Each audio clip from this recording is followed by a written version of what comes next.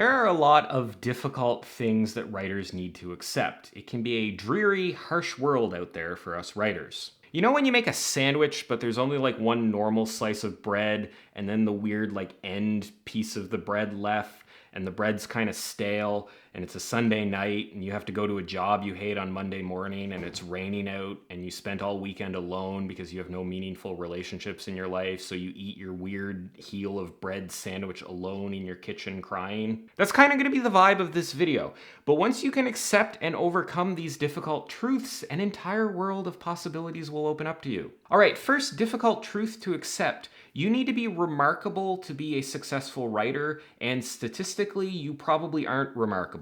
Whenever you have a position that has a lot of esteem attached to it, like being a full-time author, you end up with a sort of pyramid shape to the people trying to achieve it. You have a lot of people who want to achieve that thing, but by the nature of the thing, only a fraction of them can achieve it. And reaching the top of the pyramid means that you have to have a remarkable amount of skill, connections, and luck. Worse still, you can be good enough, but still not make it because there are 10 other people just as good as you, and there's only spots for 3 of them. So being a successful writer, selling a lot of books, if that's what you're interested in doing, is the type of thing that more people want to do than there are spots for people to do.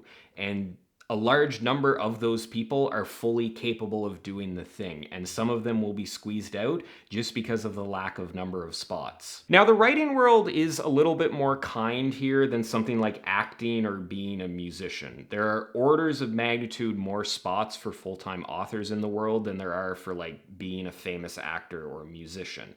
There's also probably way less people who dream of being a full-time author than dream of being a famous actor. Writing is also less hampered by genetic gifts like how you look or if you have chronic tone deafness, which is mostly the reason that I'm writing and not an actor. Regardless, aspiring to these sorts of things means assuming that you are remarkable to some degree, that there's something that elevates you beyond all the other people who are also aspiring to this. And there are a lot more people who think they are remarkable than there are people who are actually remarkable. Next, perhaps difficult truth to accept, being good at writing is not the same as being good at writing. There is the quality of the writing that you produce, and there is your ability to put sustained effort into producing that writing. The writing you produce might be professional grade, it might be really good, but do you have the skills and habit and wherewithal to sit down and produce 100,000 words of that professional grade writing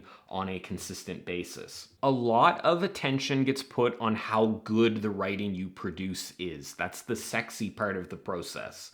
The hours and days spent hunched over a keyboard and the work that goes into keeping focus on that work is a whole lot less exciting and doesn't get as much attention. We romanticize the process of writing a novel, but the truth is it is a very hard, boring process at times.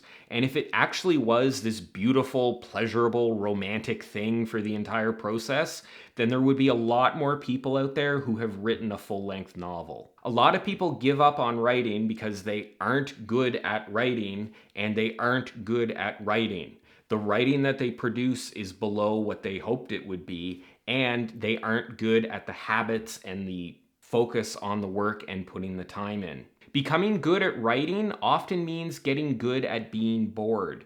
Yes, a lot of the process is enjoyable and there are amazing moments when you're working on a story, but a large fraction of the time is going to be a brutal slog requiring you to work beyond the point where you want to be working. No matter how much you love your novel, at some point when you're hundreds or thousands of hours into it, it's going to get hard to work on. That's the ultimate skill that you need to master. Next up, progressing as a writer often feels bad. One of the things that perhaps screws writers over the most is that doing the right thing often feels bad, and doing the wrong thing often feels good and easy. When you go through your work and you find all the flaws in it, all the problems with it, that's progress. You now know what needs to be done to improve the work. But that feels bad because you now know where all the problems are in the work.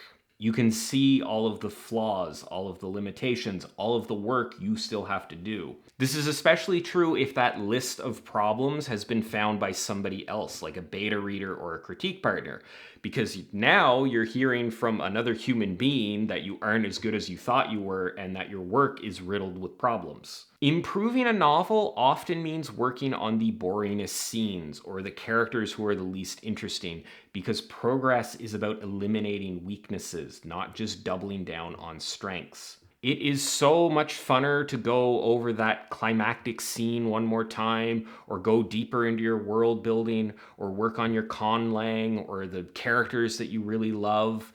But it's also probably not what you need to improve. You have to shift your mindset to really relish the grind. You have to fight back against the urges that push you in what feels like the right direction, but is actually the wrong direction. I lift weights because I'm a single male with a receding hairline who's under 6 feet tall, and it's the only way I can combat the massive insecurity I feel about every aspect of myself. And I've become fully ensconced in a predatory media landscape that targets people just like me and convinces us that if you just had bigger delts, then Katie would have actually wanted to date you, and that your problems have nothing to do with a lack of emotional intelligence or a clinically low level of self-esteem. You just need to get to the gym. What was I talking about? Oh, anyway, some people, when they get sore after working out, feel bad because feeling sore sucks. Other people relish it because soreness is a sign that you're moving in the right direction.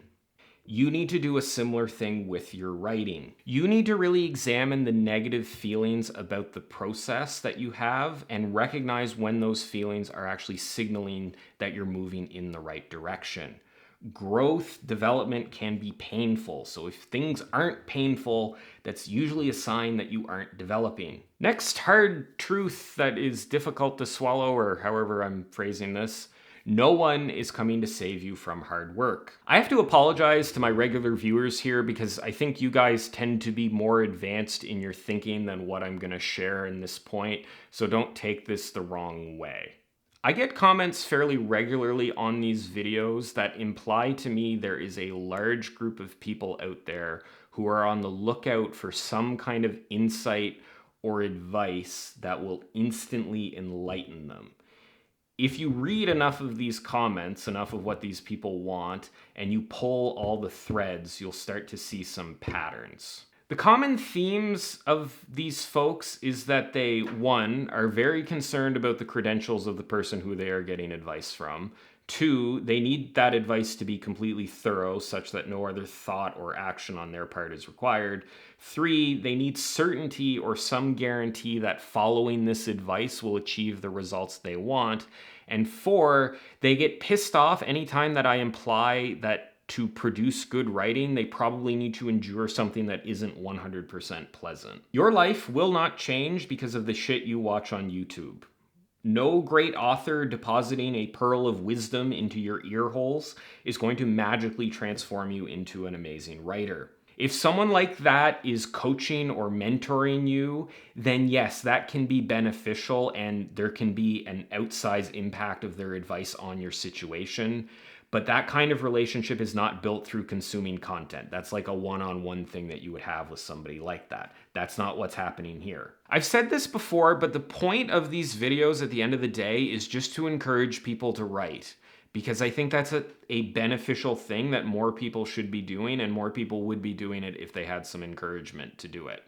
If you watch this and go spend an hour writing, 2% of that benefit will come from the crap that I say in this video, and probably 98% of it will come from the practice that you put in.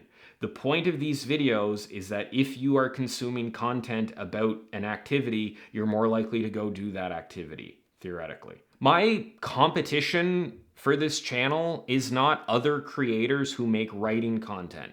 My competition is with all of the other content out there that makes you not work on yourself. Now, there's nothing wrong with that content, but it's not going to encourage you to do something that will improve your life. It's not going to spur you to do something creative and productive. That's what the point of this channel is fundamentally. I have, by even the most kind evaluation, lackluster credentials to be making this content. Maybe someday I won't, but I don't think that that matters, because if you are watching this and you are going to become a good writer, it's because of decisions and actions you take, not because of the content that you watch. It is up to you to decide how far you want to advance. That's going to be determined by the amount of work and the amount of effort you put in. The content that you watch, or the advice you get, or the nuggets of wisdom that somebody throws at you are really immaterial at the end of the day. They help a little bit, but they're not the main deal. Speaking of not the main deal, we are at the end of the main deal of this video. That didn't make any sense. Anyway, I'd love to know what you think about this in the comments down below. As always, thanks for watching, and I will see you next time.